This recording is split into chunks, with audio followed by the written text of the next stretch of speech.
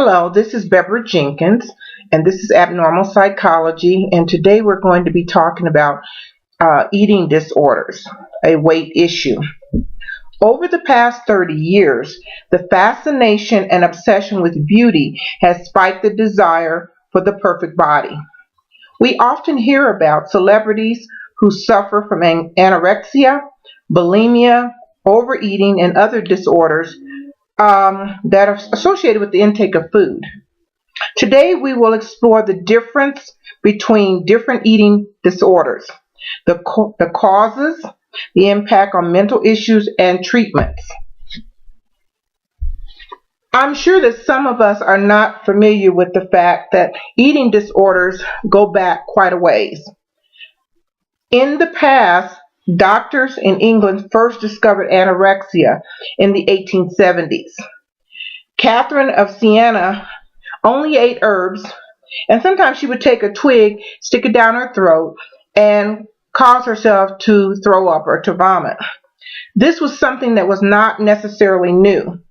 This form of vomiting, was also done by the Greeks in ancient Greece. And at that time, it was a form of bulimia. During the era of Caesar's rule in 700 BC, bulimia was practiced in the theory as eat, drink, and be merry. Two famous Roman emperors, Claudius and Vitellius, were considered bulimic. Special places called botemus were available for purging, which allowed people to enjoy their food and drink, and then in the merriment in the ancient Roman periods of feasting, and then throw up and then go back and enjoy some more. This form of bulimia, though, is not necessarily the same form as we know it today. The history so far of all of these different types of disorders, such as bulimia and such as anorexia, even though these were the forerunners of them, the modern day syndromes are a little bit more detailed. One of the things that we need to know about is that when we're talking about anorexia, there are some different causes for this. Now, the causes for these disorders is not necessarily the same thing for every one of these disorders. The eating disorders, according to the DSM-4, such as anorexia, bulimia, and binge eating, include extreme emotions, attitudes, behaviors surrounding weight and issues. Anorexia nervosa is characterized by self-starvation and excessive weight loss. Symptoms include refusal to maintain body weight at or above minimal normal weight for height, body type, age, and activity level. An individual can be anorexic and have some of these disorders. However, the lack of appetite in any of these disorders is very different than what is considered in a diagnosis of anorexia, which is a deliberate restriction of food. In the history of anorexia and bulimia, the restrictions were first written and designed by Ernest Charles Lassick and Sir William Whitley. The symptoms they described are similar to what is used to diagnose someone today with anorexia nervosa in the present day. The signs these men wrote about were severe weight loss, amenorrhea, which is cessation of menstruation, constipation, restlessness, without relation to another psychiatric problem. Today, over 8 million Americans, 7 million women, and 1 million men have eating disorders. In 1870, when society started changing the conversation surrounding the way the ideal woman should look and present herself, is when bulimia first really showed itself. The loss of appetite and emaciation What were common symptoms of well-known diseases such as hysteria, mania, melancholy, as well as all kinds of psychotic disorders. It's interesting to know that in the 17th century, what was described as the beginning of history of anorexia and bulimia was also an acknowledgement of other symptoms that we know now as other psychiatric problems. Now, when we look at the whole idea of bulimia too, bulimia, although it is another form of eating disorder, it's characterized by a secretive cycle of binge eating followed by purging.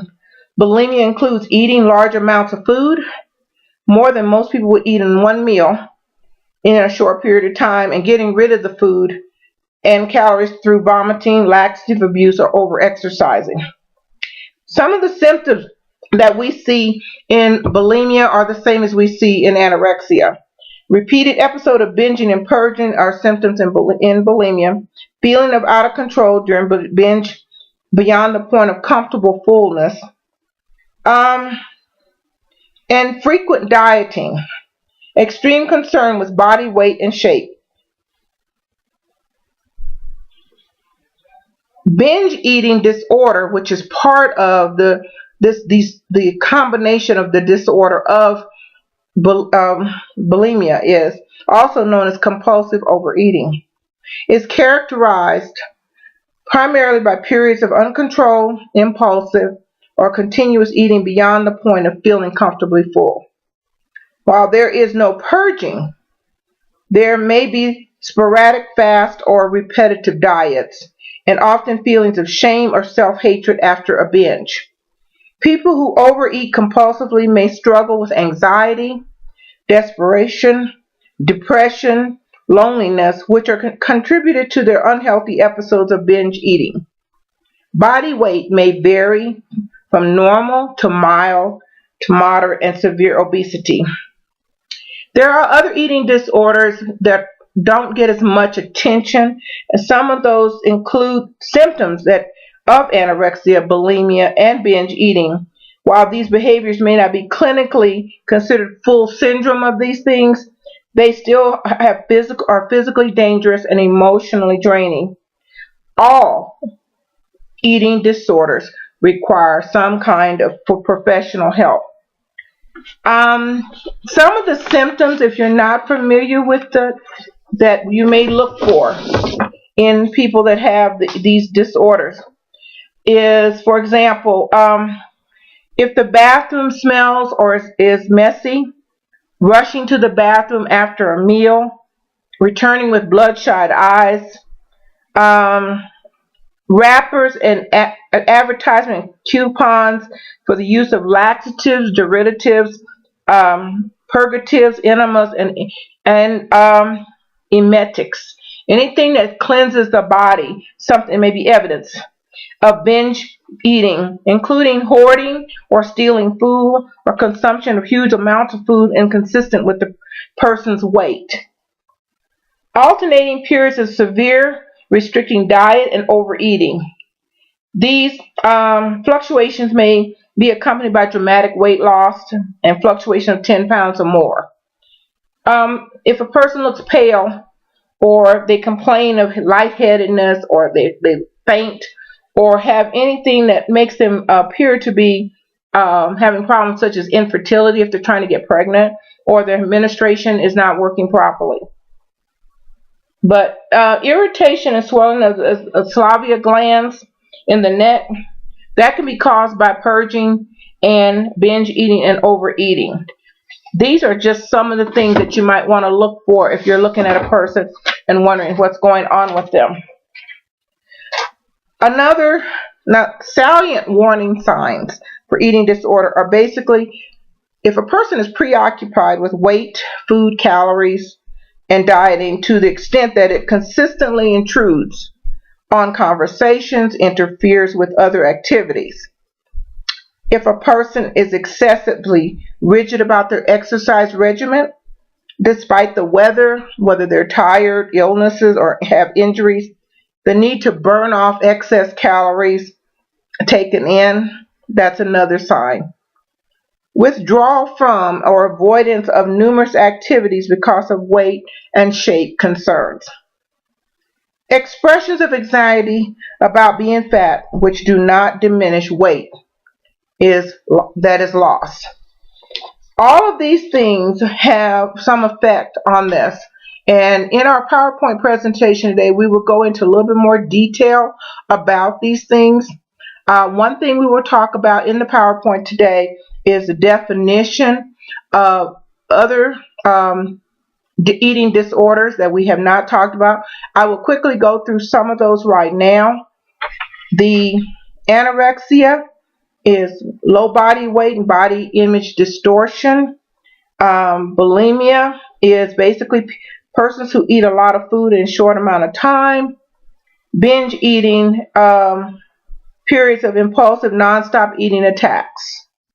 Anorexia, athletia, which is not commonly known as a person who feels obligated to exercise even when they lack the desire.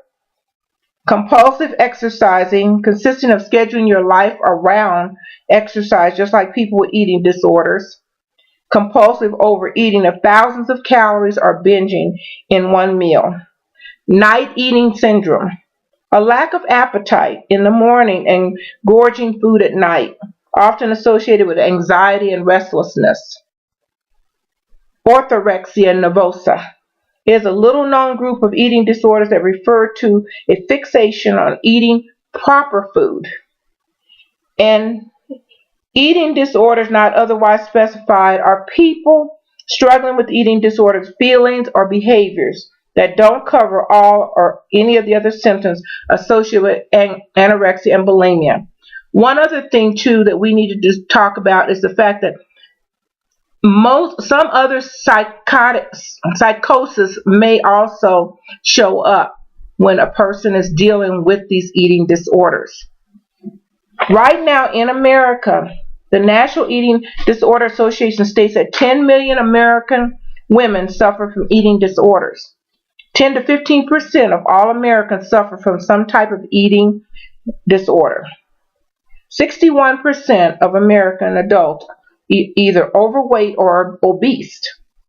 1 out of every U.S. adult is classified as obese with a BMI or body mass index of 30 or greater.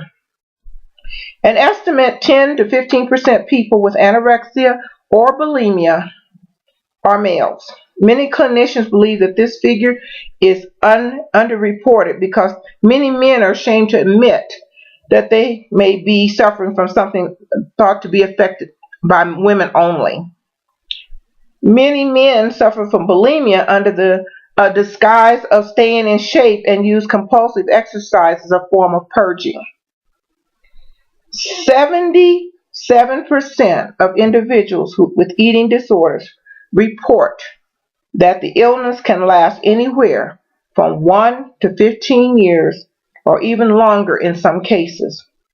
It is estimated that approximately 6% of serious cases die.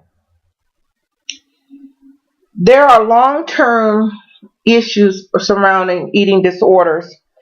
Sometimes they're irreversible, and they can affect a person's physical and emotional health for long range. I don't know if this is good news or not, but they say that up to 50% of all people with these diseases can be cured. 1 in every 200 American women suffer from anorexia. 2 to 3 in 100 women suffer from bulimia. 1.1% to 4.2% of females suffer from bulimia nervosa in their lifetime. And as many as 10% of college women suffer from bulimia. Also, to adolescents, they're getting younger and younger. In the report that I read, it also states that children as young as 5 years old are concerned about their weight. When I was watching the beauty pageants of the little girls on, I think it's called something dance, but it's about the little toddlers, and they're showing these young ladies already obsessed with their weight. We have we have stimulated a generation of people who are so obsessed with their weight and how they fit in their genes that they forget how to live their life within the means of being able to eat properly and healthy. Thank you and enjoy the PowerPoint presentation.